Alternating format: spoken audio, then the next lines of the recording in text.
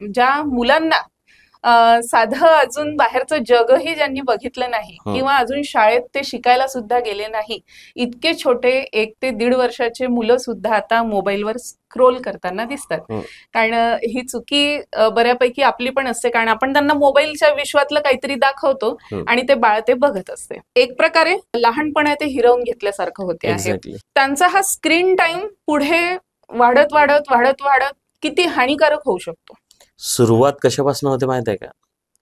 एक काळ असा की आई तिकडे गरम गरम काहीतरी स्वयंपाक छान करते आहे आणि दुसरं माझ्या ताटात काहीतरी छान पडत आहे गरम गरम, पण ॲट द सेम मुमेंट याचा हट्ट वेगळा असतो.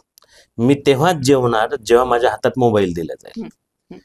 म्हणजे मग त्यावेळेस असं वाटतं की हा बाबा जेवला पाहिजे, हे महत्वाचं असं वाटायला लागते.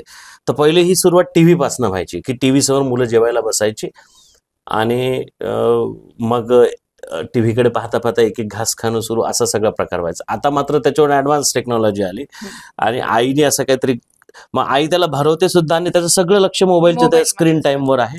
तो खातो आहे आणि त्याचं पूर्ण तेच सुरू असतं आणि त्याला काहीच माहित नाही. प्रत्येक घरातलं चित्र आहे 100%. त्याचं चवीकडे लक्ष आहे का?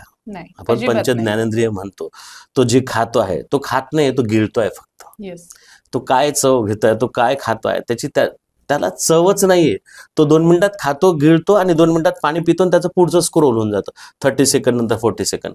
ह्या सगळ्या प्रक्रियेमुळे त्याची जी कनेक्टिव्हिटी असते ती त्या मोबाईलच्या स्क्रीन सोबत असते आणि अन्नाशी असते. म्हणजे काय होतं, त्याचा अनुसंधान हा त्या मोबाईलशी जोडला जातो. म्हणजे ताट येईल आणि मग मोबाईल येईल, मोबाईल सुरू होईल मग मी घास घेईल. ताट येईल, मोबाईल येईल, मोबाईल पाहिल मग मी घास घेईल. एक दिवस एक काम कर, मोबाईल बाजूला ठेव, मग ताट दे. ते जेवत नाही. मग ते जेवत नाही का? त्यातला मधातला हा गॅप गेलेला आहे.